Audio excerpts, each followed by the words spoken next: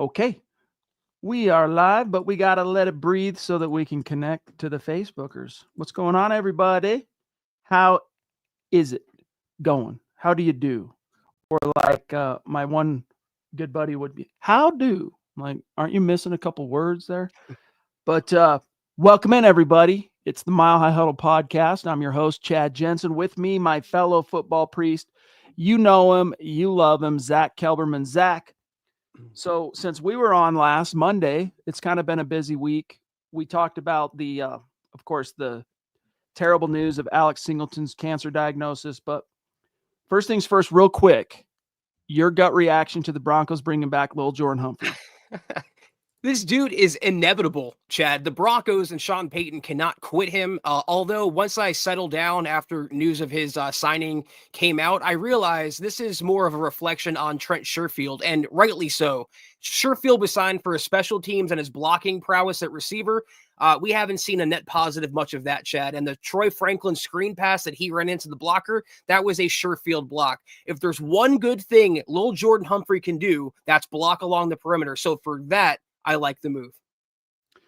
I just like that one thing Sean Payton said about him yesterday. I think you wrote this up, didn't you, Zach? Just about how smart he is. He said, quote, right. I think just as we're into this run, having depth, we know the player really well. One of his strengths is his football IQ. He can play a lot of different spots. And then, of course, the roster availability. But he went on to talk about hey, we kind of have this roster spot open for now, but we'll see. In other words, if I'm Lil Jordan Humphrey, I'm not getting too comfortable. But the cool thing about the Broncos doing it this way is, hey, you signed him off the Giants practice squad. In order to do so, you have to bring him onto your actual 53-man roster. Whether that lasts a week, Zach, or 2 weeks, it brings him closer to the fold. So, if you do have to waive him, you can just kind of stash him on your practice squad. Right. Yeah, true. This could not be the last of Lil Jordan Humphrey that we see, even if he's cut. That's a good point. But again, he's familiar with the scheme. He played with Sean Payton in New Orleans. He's one of the Sean Payton favorites. And as long as he doesn't take away one single passing route from Pat Bryant or any of the other young receivers, I can co-sign the move. They are not getting good blocking in the screen game. And again, if there's one thing Lil Jordan Humphrey can do positively, it's contribute as a blocker in the screen game. I wonder if he's going to rock 17 because 84 now is Caleb Lohner, right? So he isn't 17's available, right? I'm pretty sure. So that's my prediction. But some hellos here. Sentinel Supreme, dear member. Yeah, first into chat. Word. Also interesting in the last 4 KC matchups since VJ's been the DC. Denver has held KC to an average of 11 points. That is interesting.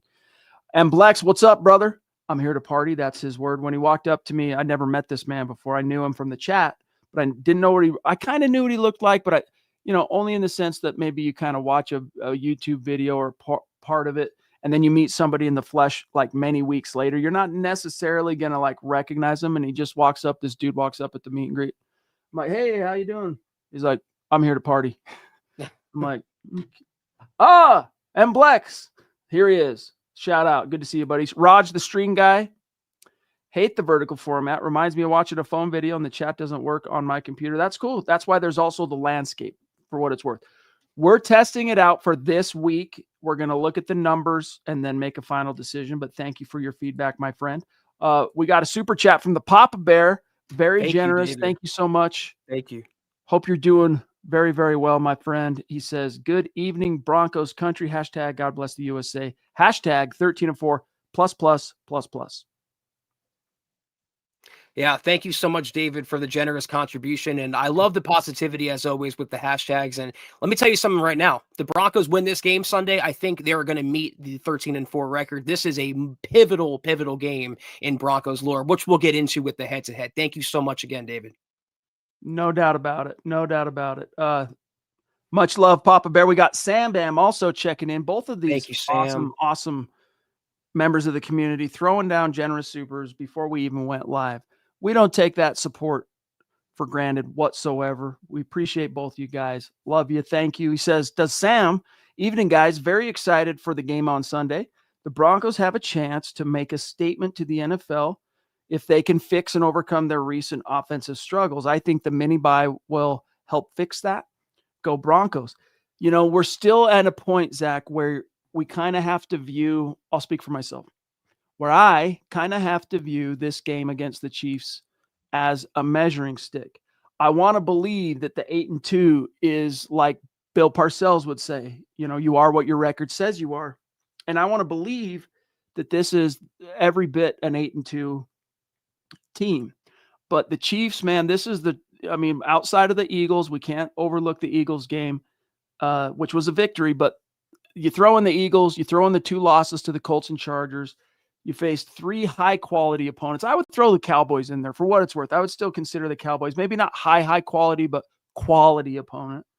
But the Chiefs, with all of the emotional juju and baggage and the history and all that stuff, like there's a reason, guys, why the odds makers like the Chiefs in this game.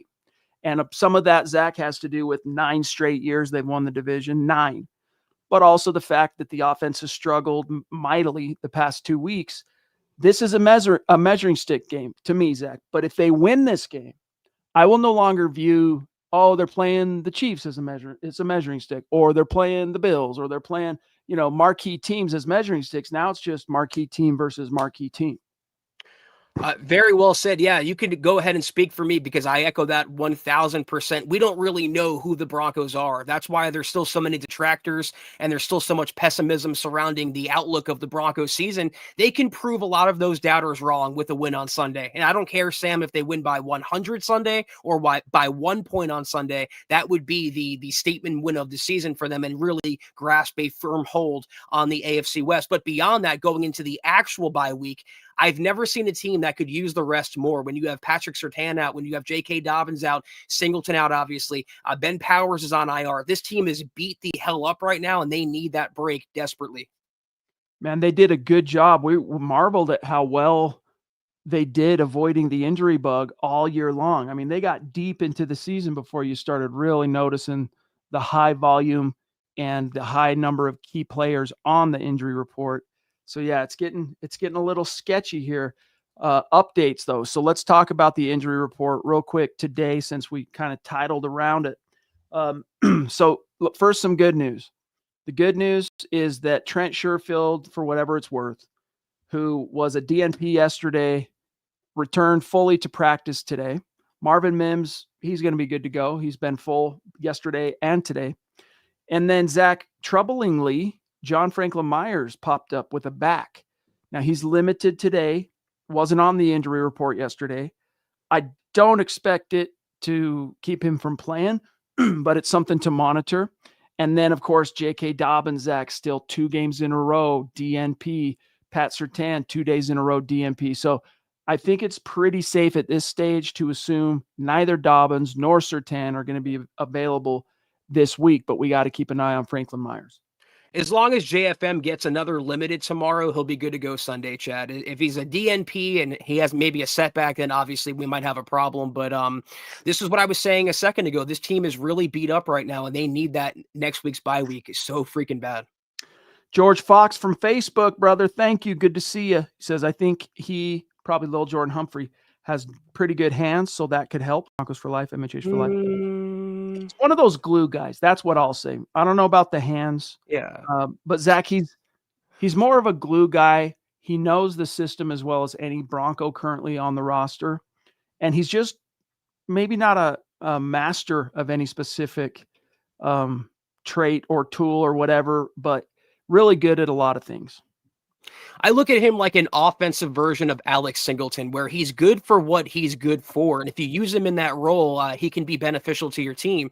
George, though, I don't know about the hands. I seem to recall multiple fumbles and missed passes going through little Jordan Humphrey's hands last season, and I was happy when he moved on to the Giants. But again, as long as they limit him to that blocking role to help out in the screen game, to take over what Sherfield's been doing or the lack thereof, I'm fine with it. We've got the Ronk checking in, and it is his 3-month, I suppose, anniversary of being a member on YouTube.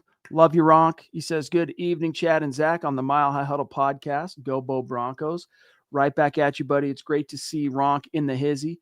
Shout out, too. We got the Mile High Dutchie. Really cool. Let's also, Zach, before we I want to see what's on the minds of the members in the chat. But before we do, guys, real quick, listen up.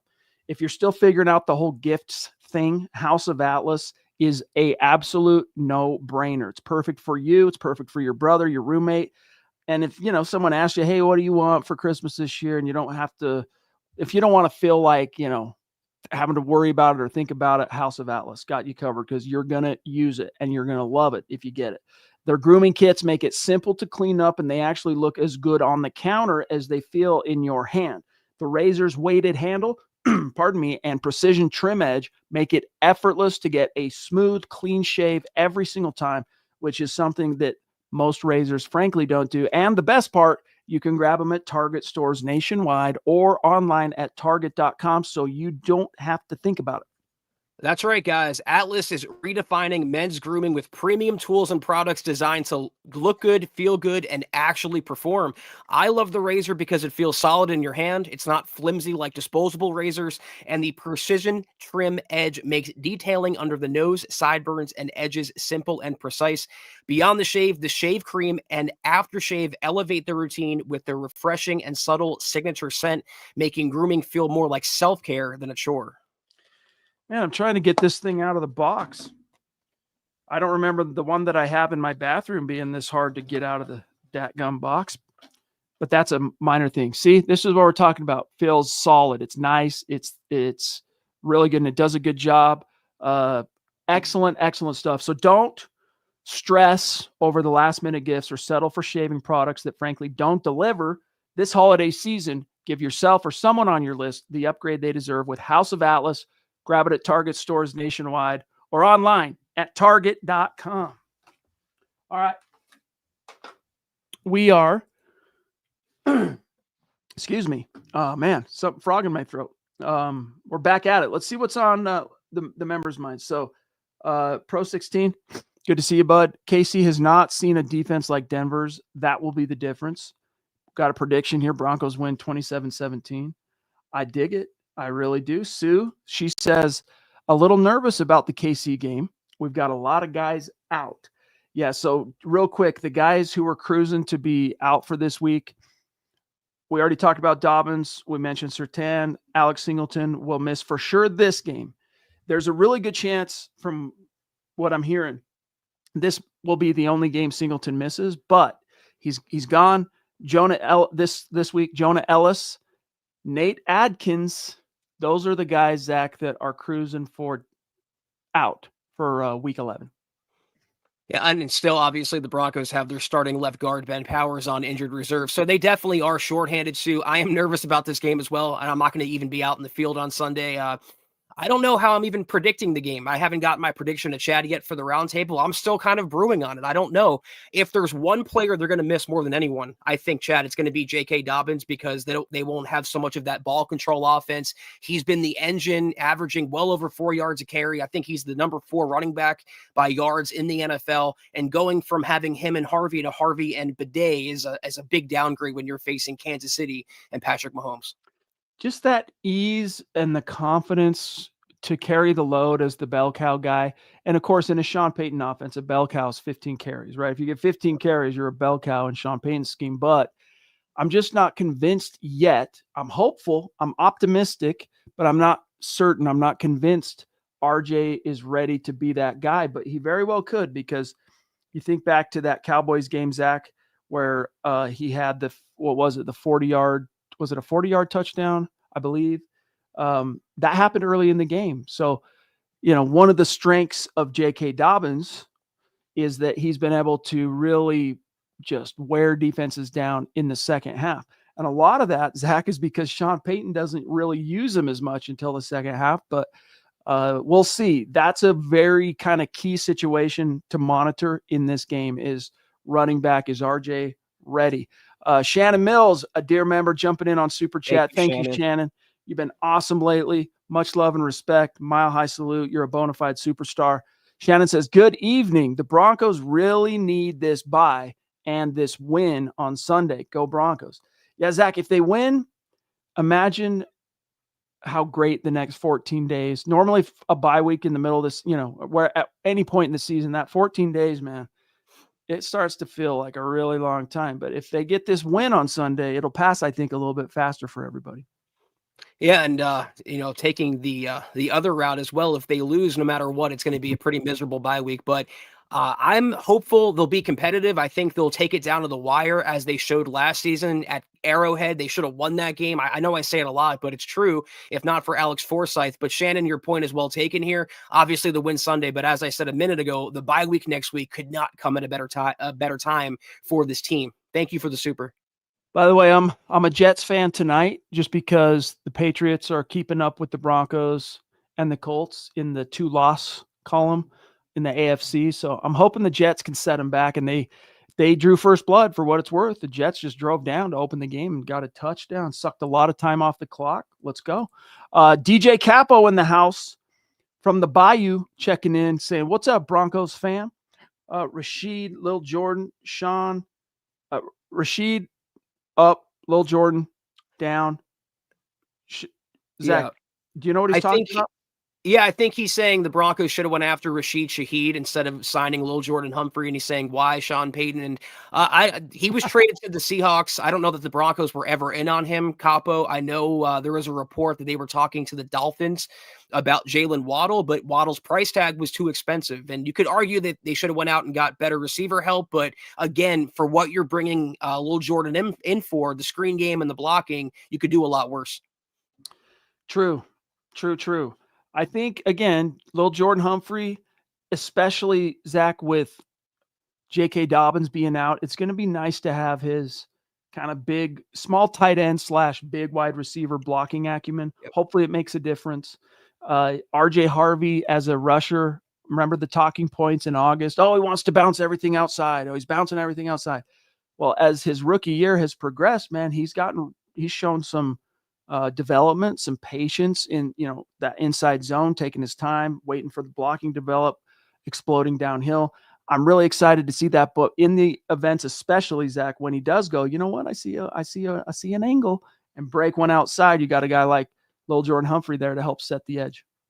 And with how disappointing relative to the expectations Evan Ingram has been as the starting tight end, you mentioned Lil Jordan being like a smaller tight end. Maybe he can help out in the middle of the field where the Broncos and Bo Nix have struggled this season. Yeah, he's like, he's big. He's a big wide receiver. I'm not looking at his measurables, but 6'4", 215 or something, like maybe even heavier than that. I think he's 225, yeah. 225. So, he's a thick boy. Tucson Phil in the house. What's going on, big dog? Great to see you. He says, good evening, Chad, Zach, and Deacon Scott. Really hope Harvey steps up this week. I want to see Pat Bryant make some great plays. The Chiefs have their backs against the wall. They're at the point of a must-win game. Too bad for them, LOL. #Buckham. That's one of the things, like Zach was saying, when it comes to predicting this game, we don't really, neither Zach nor myself, have to decide yet. Till the roundtable, pardon me, comes out tomorrow about lunchtime is when we have to kind of put our chips down. But I, too, am still vacillating on how I feel this one's going to shake out. But that's one of the things that keeps me vacillating, Zach, is I wouldn't necessarily say the Chiefs are desperate, but they cannot afford any more losses, let alone in the division, if they want to get their 10th straight AFC crown. And that's, desperation, especially when it's a good team. It can equate to some unfortunate things if you're the opponent. That's exactly what I was going to say. Phil, I understand what you're trying to express here, and you're right, but it could be too bad for the Broncos. Not only do the Chiefs have that cornered animal mentality like Chad was talking about, they're coming off a bye week. They're going to be rested. They're going to be motivated. They want nothing more than to come into Denver and get a big win over Bo Nix and try to get back into the AFC West picture. So it's going to be a battle. It's going to be a fight. And like Chad just said, I'm not even sure how the game's going to go yet. If the playoffs started, gosh, I don't know what it is with this frog in my throat, but if the playoffs started tomorrow, the Chiefs would be out, Zach. So that tells you that, man, the Broncos, they're going to get their best shot. Definitely. It's still the Chiefs. It's still a divisional game. Look at the Raiders. Everyone, including myself, Chad, thought it was going to be a blowout, and it should have been a blowout. But divisional games are always tough, and this is Patrick Mahomes, Andy Reid, Travis Kelce, and the rest. The Broncos have to bring it from the opening whistle. Ronk jumping in with a super chat again. Thank you, brother. Saying # beat the Chiefs no matter what. I love it, dude. Amen to that. From your lips to the ears of the football gods. Zach, let's take some time. We're at 20 minutes. It's a little bit earlier in the show than we might normally do it, but let's go ahead and rock this head to head. You ready? So it is Thursday. So we're here. Let's knock it out. We'll come right back to the chat when we're done. And by the way, guys, anything that you see as we go through these head to heads, remember, feel free to ask questions or share your insights, gleanings on what you see in the chat, because we will come back to you here shortly. But Broncos 8-2, Chiefs 5-4. Look at that turnover margin, Zach. They're 5-4, but they're +4 in turnover margin. The Broncos are -4. So Bo Nix has been on a trajectory to finish with a few more interceptions than he did last year. And meanwhile, the defense has not been too great at taking the ball away. That's like the only nit you can really pick in this Broncos defense. Time of possession, Zach, the Chiefs are ranked 5th. So they're doing a good job. When you see that higher time of possession, that means they're converting on third down. I haven't even looked at it yet, but I'm going to assume they're highly ranked on third down. There you go. They're 9th. So offensively, the Chiefs are 7th. The yards per play, they're 9th. Points, they're 9th, averaging 26.1. So basically a field goal more than the Broncos. Rushing, they're kind of just outside the top 10. Passing, Zach, they're 5th. I mean, look at this is a top offense. And it didn't look that way early this season, Zach, but they have come on strong. And meanwhile, I mean, you look at their red zone, 70%. So the Broncos have fallen a little bit the last couple of weeks. Starting in that Houston game, their red zone efficiency has plummeted a little bit. They used to be a lot higher. But the Chiefs, Zach, 3rd. Mahomes has only been sacked 17 times, which compared to Bo Nix's 11 seems like a lot, but it's not. It's ranked for the 8th fewest. And the only green you're seeing on the Broncos side, Zach, rushing, they're still in the top 10. Sacks allowed, 2nd fewest, and then 10th in red zone. I know it's not showing up there. First of all, going back to TOP, time of possession, like you were talking about, the Chiefs are almost 2 full minutes better than the Broncos. And that's exactly what I was talking about a few minutes ago. The Broncos have to find a way without J.K. Dobbins to keep the chains moving, keep Mahomes on the sideline, burn up clock, and get the ball in the end zone. One reason why Kansas City's offense has come back to life, not just getting Rashee Rice back at receiver, Pacheco, the running backs are doing work, the grinded out kind of game. And ironically, it's the one area there where it's not green. They're 12th in rushing, but still, if you watch the Kansas City games, that's why it goes beyond the box score. That's how they're converting. That's how they're staying on the field. And that's why you're seeing a top ranked offense. So the Broncos on the defensive side have to shut down the ground game of Kansas City. I think Pacheco's banged up anyway. Force Mahomes into 3rd and longs and then sack his ass. And then look, I mean, they haven't even lost a fumble, and Mahomes has only been picked off 5 times. So that explains, without even looking at their defense, that explains why they're ranked fairly high in turnover differential. But when we examine these defenses, look at this. The Broncos have fallen into the bottom 10 in terms of takeaways. That's the only metric really that kind of you go, ooh.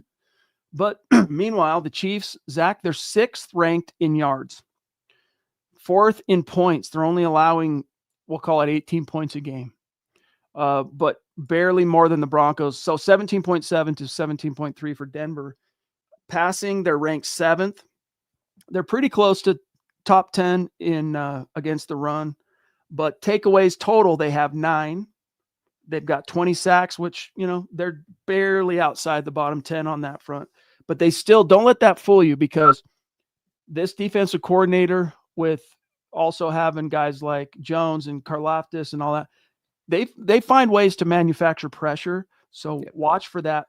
But one of their Achilles heels, as you can see down here, Zach, red zone defense isn't so hot. Meanwhile, Broncos are, pardon me, 1st in red zone, 1st in third down, 1st in sacks, an enormous amount already.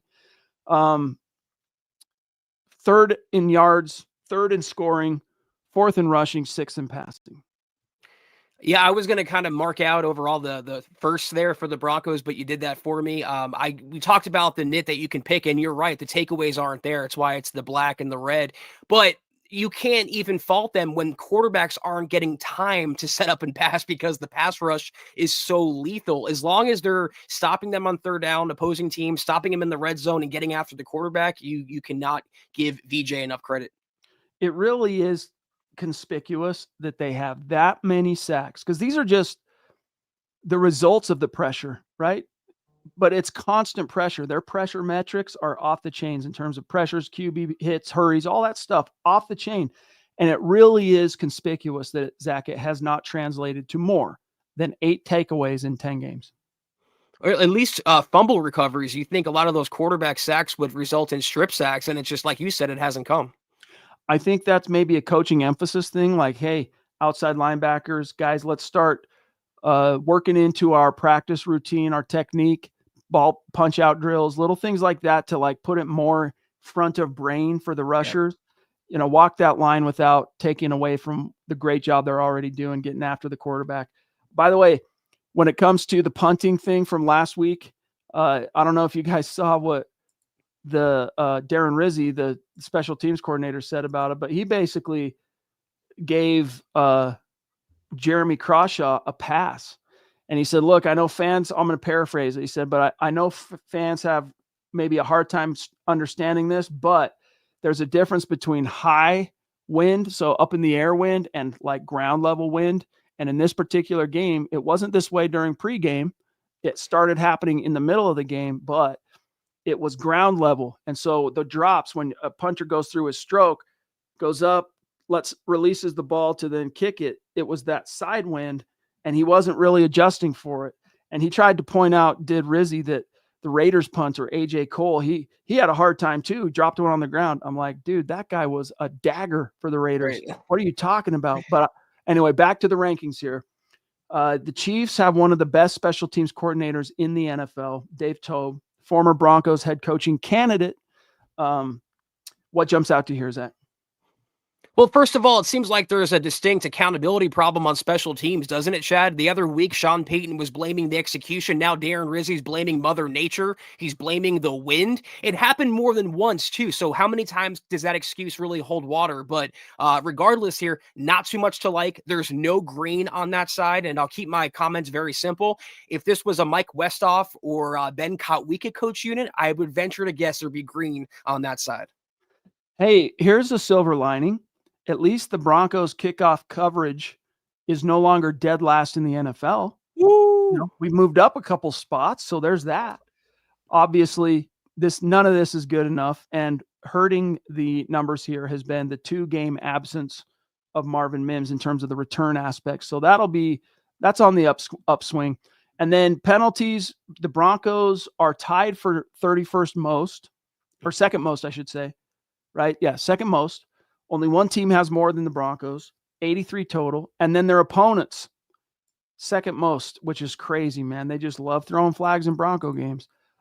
Whereas for the Chiefs, they have the 10th fewest number of penalties, so a much more poised. Now, we can joke and commiserate and the old theory, Zach, that the Chiefs' favoritism of the refs and all that stuff. And some of that holds true when you're basically the modern New England Patriots, right? You're the modern Tom Brady that gets all the calls. And even Peyton Manning, guys, let's not forget, during his 4 years here, he got a lot of calls that went his way for the Broncos, or things that weren't called because it was Peyton Manning, stuff like that. But nevertheless, Zach, that kind of covers it as far as penalties, specials, defense, and offense. I mean, if you asked 100 people whether the Chiefs would have the 10th fewest penalties in the NFL, 100 people would say yes. It's more than just a theory, Chad. The referee for Sunday's game, Adrian Hill, the Chiefs are 4-0 when Hill is the referee. This is beyond just a coincidence now. Real quick, let's just take a peek at the stats. Whoa, why'd you do that? Stats of these two teams, if it won't jump back on me.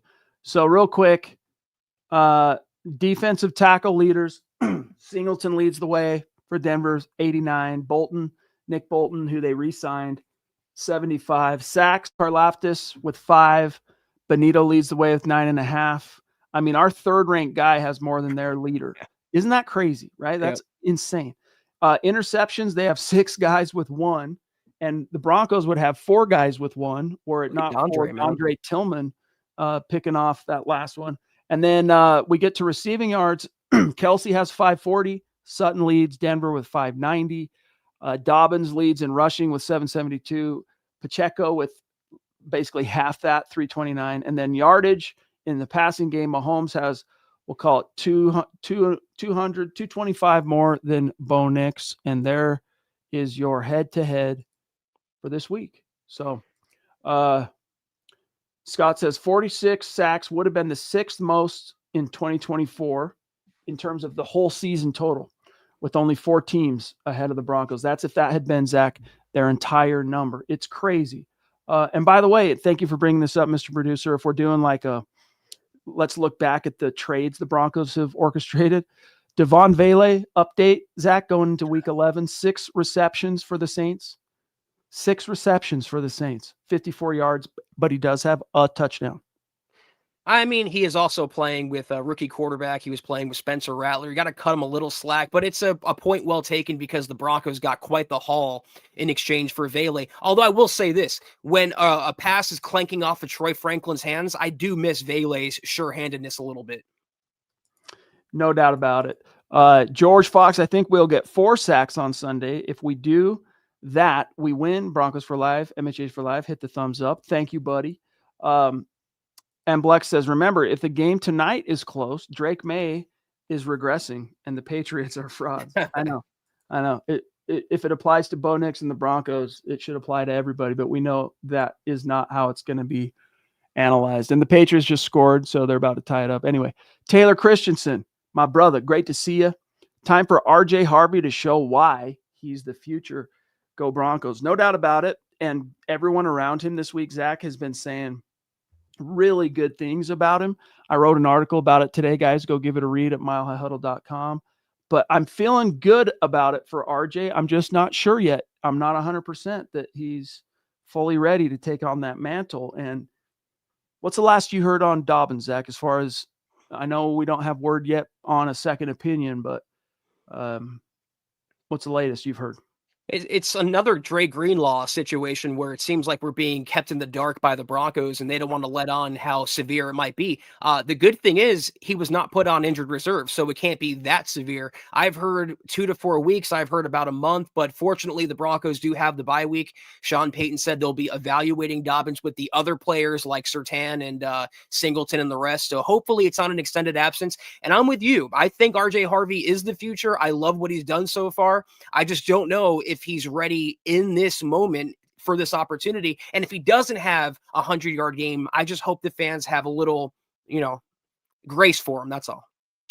DJ Capo jumping in again, rocking his sick Bo Nix jersey. He says, Zach, we both felt the same about Lil Jordan, I think is who he's talking about, last year. Our O-line this year is not good with these ER wide receivers, I guess. Huh? I think he means WR for wide receiver. With speed, see, I'm like the guy trying to understand. He got his kid's phone and he's going through it trying to understand. I'm like total old guy right now. DJ says, with speed, Rashid would have been better for Nix. I think that whole, why didn't the Broncos do something at the trade deadline? I feel you. I'm not trying to minimize here, DJ, but I think it's been magnified by the absence of Marvin Mims. And as I've said many times, guys, on this podcast, I'm not a huge believer in coincidences. And the fact that Bo Nix's mini slump has directly equated to the 2 games in which Marvin Mims was unavailable, there's something to that. So I think having him back for this game against the Chiefs is going to be huge for Bo and the offense. And Capo, I still feel the same about Lil Jordan. That's why I said earlier, I hope he doesn't steal one pass pattern from Troy Franklin or Pat Bryant or Marvin Mims for that matter. If they want to use him as a blocker, that's one thing. He'll be an upgrade over Sherfield, and that's why they're different than they were last season. They have a little more depth there. Rashid Shaheed, you wonder whether Jalen Waddle or Shaheed would have been a good acquisition. Then you also wonder if they would have even dialed up a play to get them the ball, or whether Bo Nix would deliver them an accurate ball. There is so many more complicating factors that go into why the offense is in a slump beyond just the receivers. There's a lot of culprits at play here. I mean, for what it's worth today, Sean Payton was unwilling to pile on Bo. Sorry, not today, yesterday. Was unwilling to pile on Bo. And while former colleagues of his at Fox, like Colin Cowherd, are literally throwing Bo Nix under the bus, Sean Payton, he's saying, in fact, I'll read one little stretch to you guys. Sean Payton said, I think it's not Bo. I think it's not Bo. It's part of the whole process offensively and constantly in our game planning this week. And he goes on, I'll paraphrase him, it's the penalties. We're doing, quote, a great job of not taking sacks, but when we're all of a sudden 1st and 20, we have to eliminate those, close quote. Pick a quarterback in the NFL, Zach, that can successfully bail a team out time and time again out of 1st and 20s, 2nd and 15s. It's really tough. They can do it once in a while. They're going to, hey, nice play or a good play call or whatever. Most of the time, man, you're going to get to 3rd and long and you're going to punt. And so he's not wrong. But the problem here is, Sean, that's your responsibility. You're the head coach. Why are the Broncos 3/4 of the way almost through the season basically still pacing the NFL in penalties? It's exactly what I was going to say, Part, as always, where the root of the issue when you talk about penalties, that goes back to coaching. And I don't want to be a hypocrite. It's not just Sean Payton as to why the offense is in a little slump right now. Bo Nix has gone into that, the receivers, the blocking, everyone, but it really starts with the head coach, who is also the offensive play caller and the chief game planner and designer and architect of this offense. So if you have the pie, the blame pie, multiple people get slices here, but the biggest slice, based on virtue of him being the head coach, belongs to Sean Payton. Man, it's not just the penalties themselves. What leads to the penalties are these mental miscues and just an overall lack of discipline. And I hate to say it, Zach, but the signs are not pointing in the right direction that accountability is suddenly reigning in Denver. When you have the special teams coordinator, literally, first of all, Sean Payton, not criticizing Bo, not to pile on Bo, but he's been worthy of criticism. He's not willing to do that. Fine. Protecting his psyche, doing the thing. Fine. But then you got the special teams coordinator literally making every excuse under the sun and doing everything he can to avoid pointing the finger at the punter, who also is a rookie. That's worth mentioning, right? This is still new. They got to kind of protect those egos a little bit.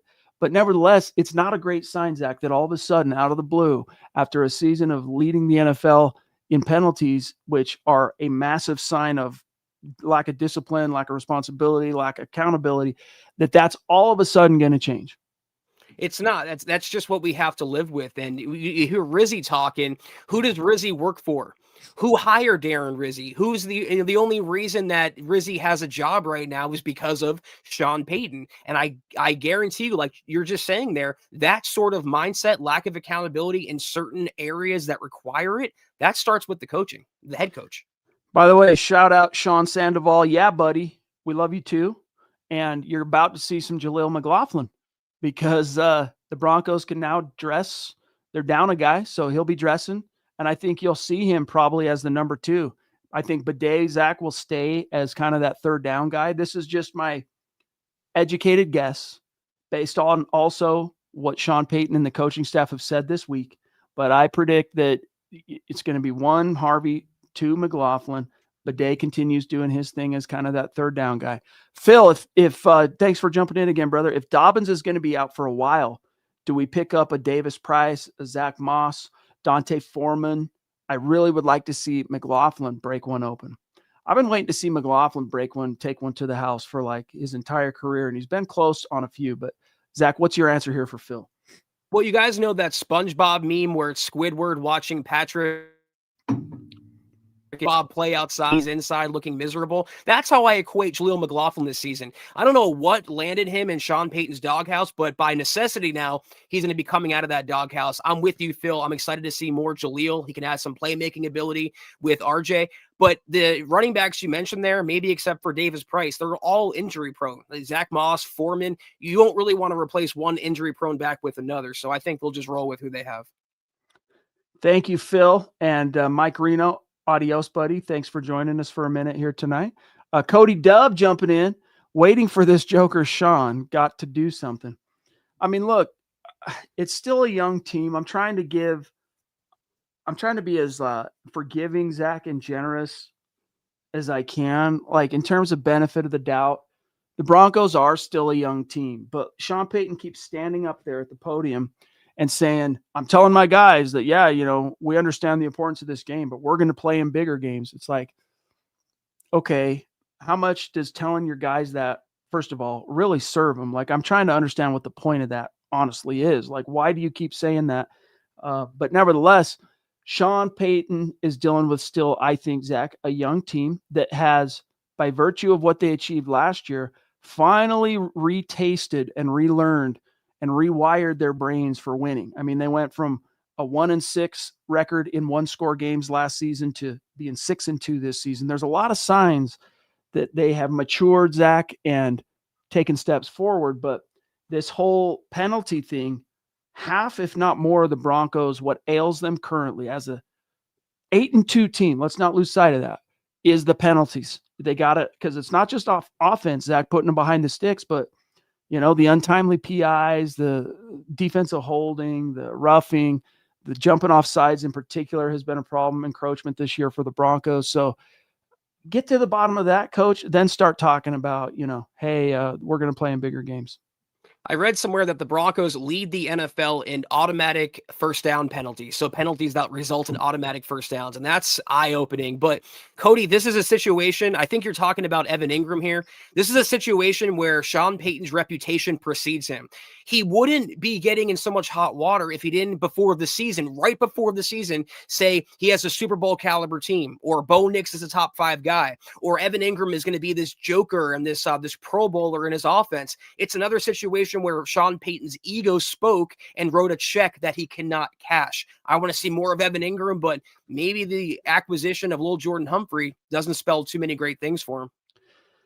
No doubt. William, the Broncos had 63 sacks last season, leading the NFL. So they're less than 20 already away from that. They're 17 away from matching their whole season record, which was the most in the NFL. It's pretty crazy. Okay, guys, we're getting pretty close to sign-off time. I'm going to see what else the members have to say. David T., I would love to stay on, but I got to prepare. Okay, enjoy dinner, buddy. Let me see here. Jordan Lewis, I really hope the offense gets going early this game and that we can minimize penalties. That's, as far as like ever since really, Zach, I think it was the Giants game is when you started hearing it as kind of a groundswell from the fans about give us more tempo. When Bo Nix runs tempo, man, the results are astounding. And Sean Payton has said multiple times, I don't want to talk about tempo. I don't want to hear about tempo.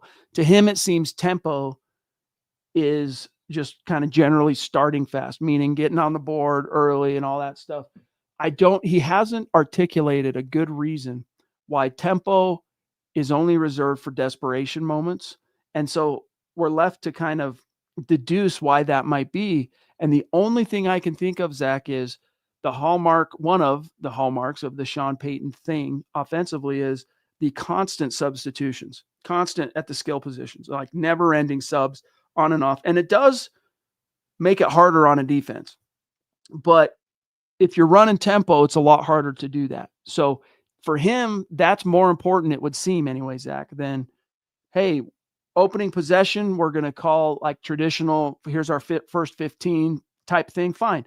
Come back in on the second, maybe the third possession, go no huddle, play some tempo, make the defense think a little bit, then go back to your huddle on the next possession, like mix it up a little bit, but he doesn't have any interest in doing that. And maybe if Scott were on right now with the football brain and experience he has, he could divine something, a reason that we're missing here. But I agree with you, Jordan, even though what you said had nothing to do with tempo. The fact that you talked about getting going early reminded me of what Sean Payton said yesterday. Yeah, it's got to be the subs. I don't know what else.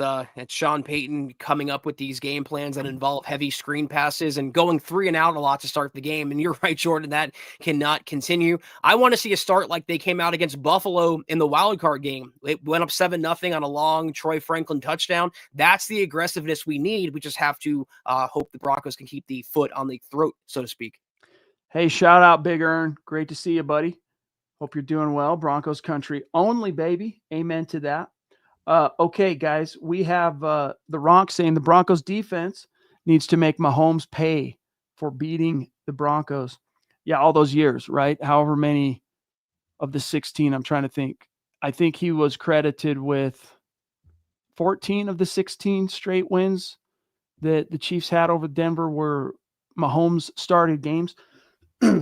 One, the second matchup in 2015, that was Alex Smith. They got the win, did the Chiefs. The first matchup of 2016, that was Alex Smith.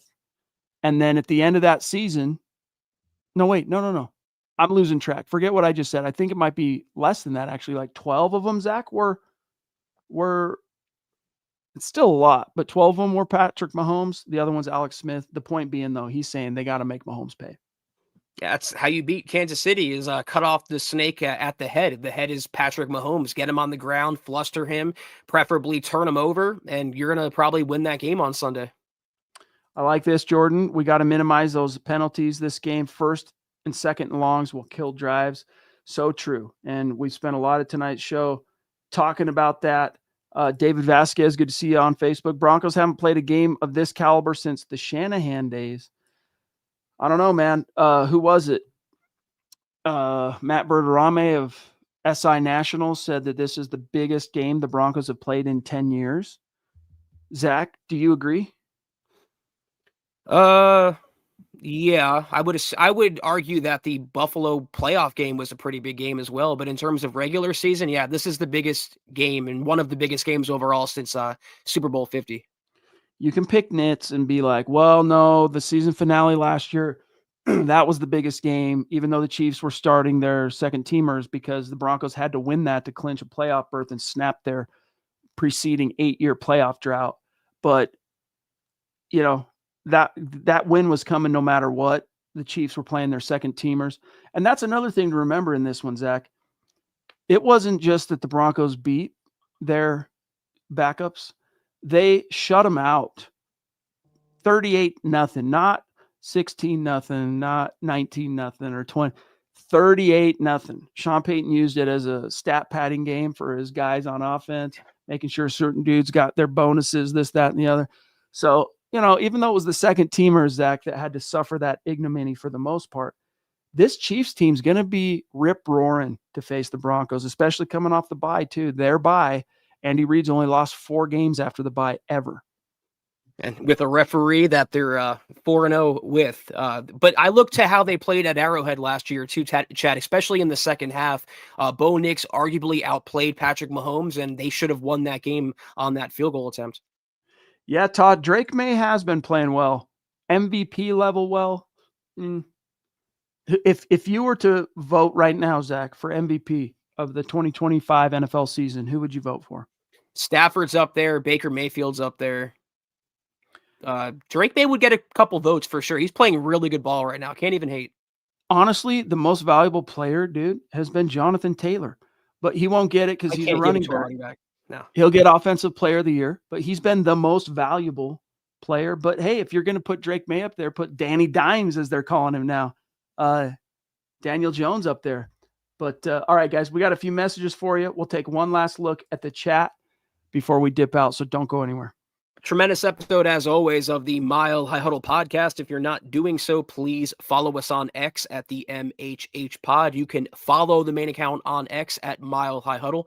Chad at Chad and Jensen, myself at Kelberman NFL, and Scott, our producer, at Scout Kennedy. If you guys want some merch like we're rocking each and every single podcast, check out MHHmerch.com. Get you some. If you haven't done so yet, please drop us a like at Facebook.com/Mile High Huddle Pod. You can find us on Instagram at Mile_High_Huddle. If you're listening on Spotify or Apple Podcasts, make sure you're leaving your football priest a 5-star review for a chance to win some merch each and every single month. But if anything, y'all, please, very important as always that you subscribe, you like, you share this video and every video you see on the MHH channel. It really helps us grow and reach more Broncos fans just like you. This is true, Ronk. Drake May has Josh McDaniels as his OC for whatever that's worth. Raj, thank you, buddy. Hit the like button for the #1 best Broncos podcast. Thank you, pal.